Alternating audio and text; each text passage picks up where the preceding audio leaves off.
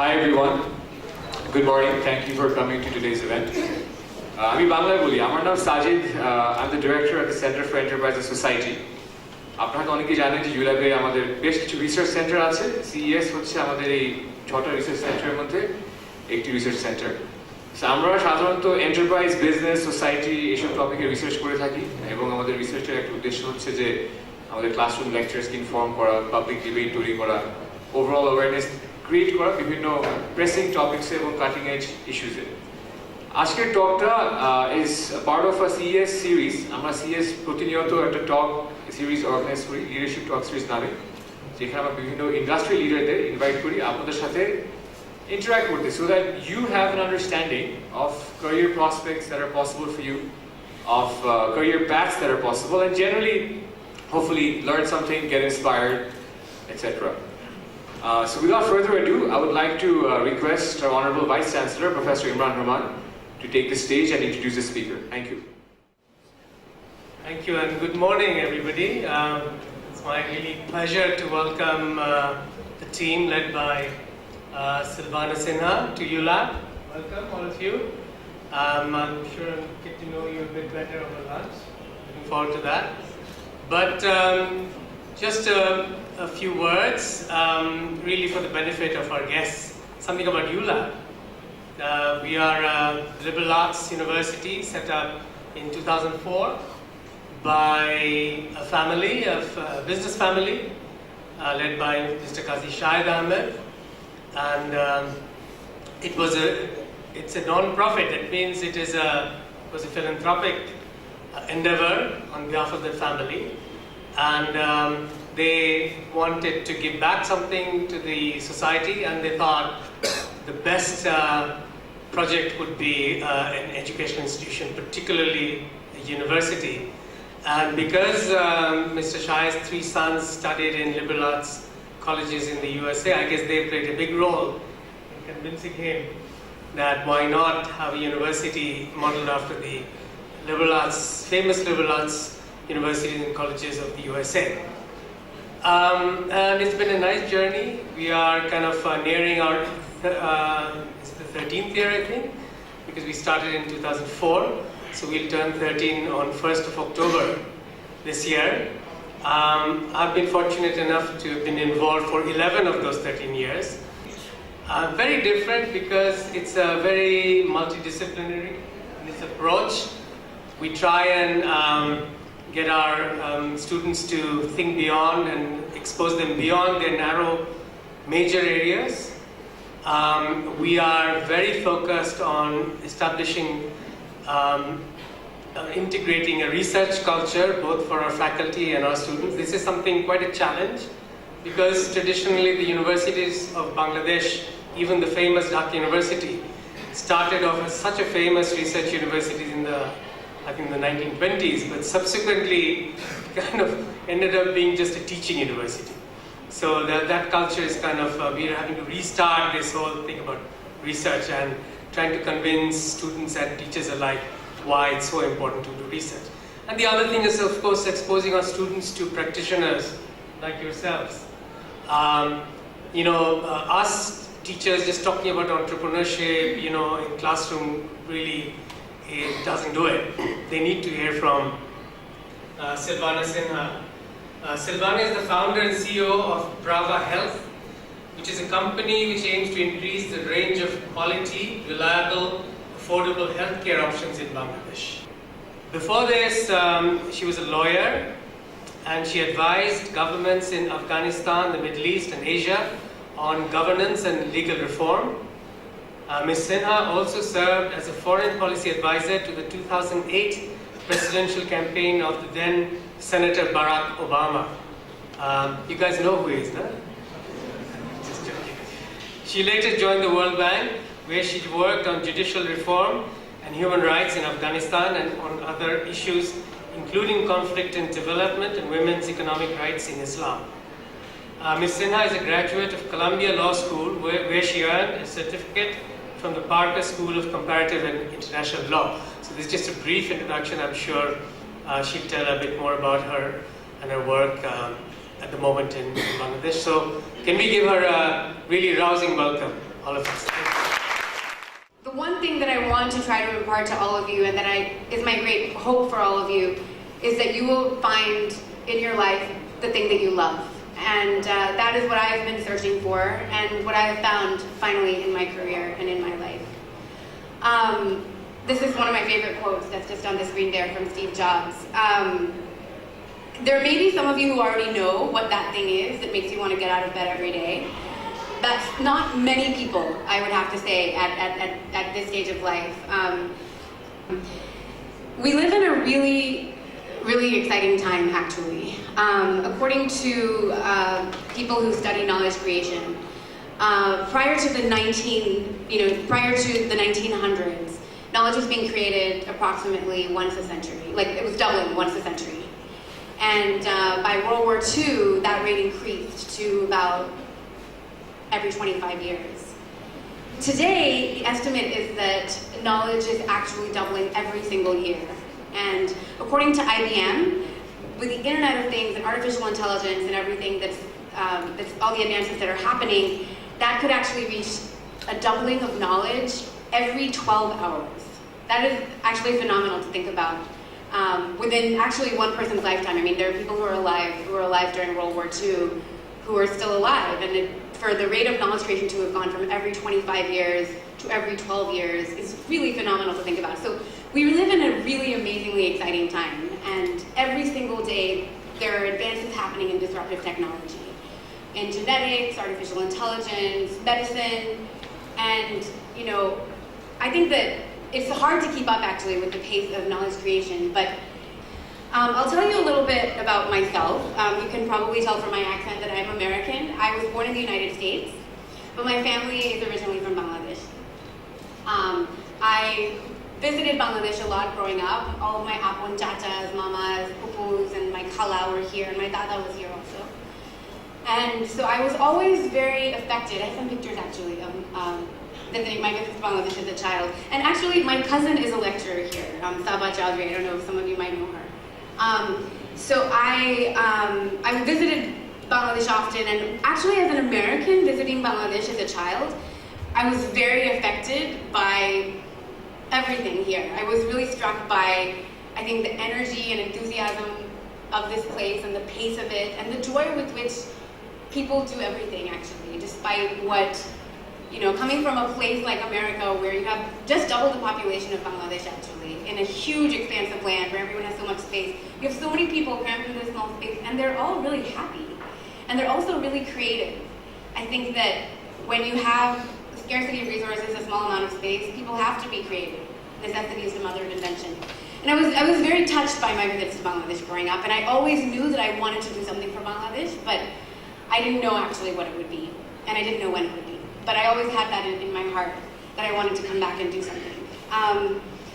I was very ambitious when I was young. I wanted to study everything that I could to help me to understand the world and what motivated people. I was really interested in history. I went to college I went to Wellesley College in Massachusetts, which is where Hillary Clinton went, and Madeleine Albright, Madam Chiang Kai-shek. It's a women's college, actually. And I studied philosophy and economics. My first summer after college, I actually came to Bangladesh, and I did an internship with the Grameen Bank. And I was really struck by Dr. Yunus's journey, actually, in building the Grameen Bank, and it actually took him 10 years to get the bank legally established. And I was very interested in that interplay between law and development, and kind of kept that in my mind as I continued my studies. I went back to the US. My next 2 summers during college, I actually interned at the White House during the presidency of Bill Clinton. And I was working at the National Security Council and then at the U.S. Attorney's Office. And I was extremely inspired by the power of the United States to influence the world. And I had also been informed by my own family's experience, in Bangladesh in the 1971 war, and my understanding of the U.S.'s influence in the creation of this country. Because I wanted to understand the legal construct of the world. I was also interested in economics, so I also pursued a master's in international development. I went to law school at Columbia, as the Vice Chancellor mentioned, and I did my master's in international development at Harvard. And so I felt like I was always struck by this interesting interplay between law and development, and I wanted to understand international political economy and the legal norms that govern that. So I went to school in New York and Boston, and then I graduated and joined one of the biggest law firms in the world in New York, practiced law there. I felt it was important that if I did the law degree, I needed to practice law for a while and understand what that meant, although I actually always knew that I wouldn't practice law. A common question I get, which our intern just asked me, is how do I feel being a lawyer, and how did I get from law to healthcare? And trying to give you some of that background now, but I always knew I wouldn't be a lawyer forever. But I wanted the framework that it gave me in terms of my thinking processes, and I also wanted the credibility that it gave me. I knew that as a woman I would probably always be underestimated, and I felt that there were certain things that with education couldn't be taken away from me. And so I practiced law, and still interested in US foreign policy. In 2007, I had the opportunity to work for Senator Barack Obama in his presidential campaign. I did that while I was at the law firm, and this was me actually at the Democratic National Convention when he was being nominated in August of 2008. It was amazing. It was a very memorable moment in my life, actually. I hadn't been sure that the United States would elect someone named Barack Hussein Obama. I didn't think they could elect someone actually necessarily whose middle name was Hussein, but I was proven wrong, and I was very happy to have been proven wrong. It was a very overwhelming moment for me, and I started to think, should I join the administration? I had the opportunity, I was working with the people who were joining the administration, but I wanted to have more experience working abroad. I wanted to get a better understanding of the world in order to inform the perspective that I wanted to lend.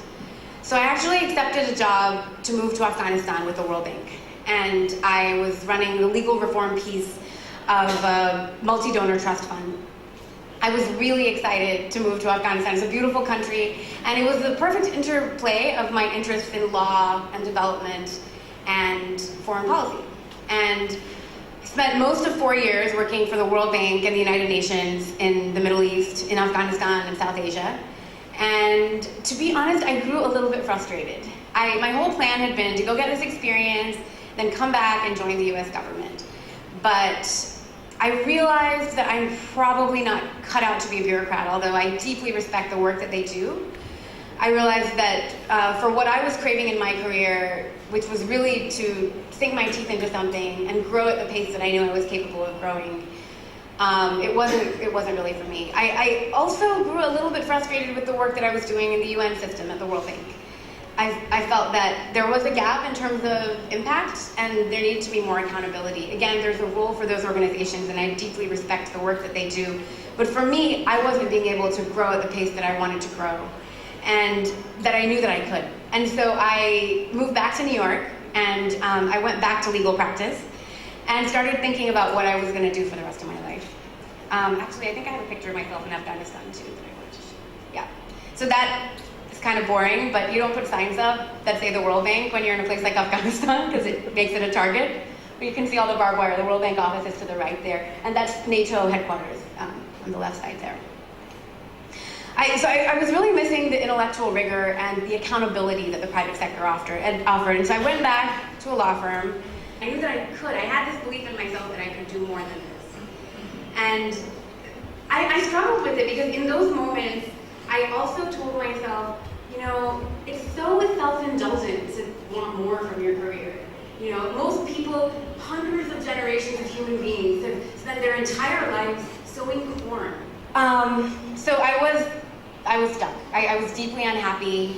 I couldn't figure out what I was going to do for the rest of my life. I had all these amazing opportunities. I have met every Democratic president who's ever served during my lifetime, from President Carter to President Obama.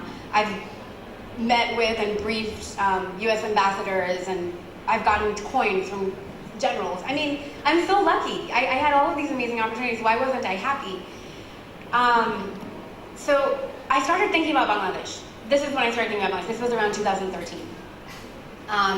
My parents moved back to Bangladesh about 15 years ago, so I was visiting more often.